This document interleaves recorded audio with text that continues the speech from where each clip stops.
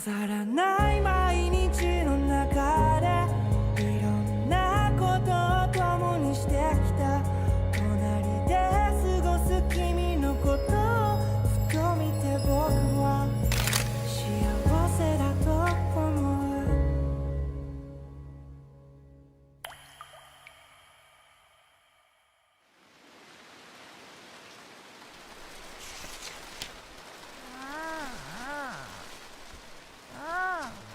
揺らさないでくださねえ、外出かけようよ。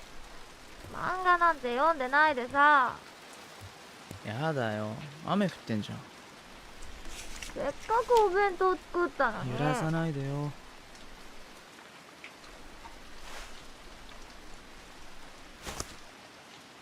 今日ならなんとあいあい傘ができちゃいます。はいはい、明日行こうね。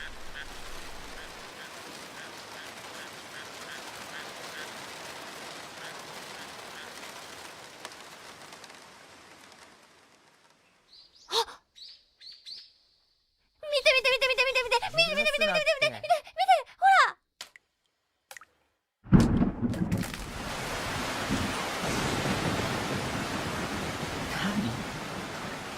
なんでもない。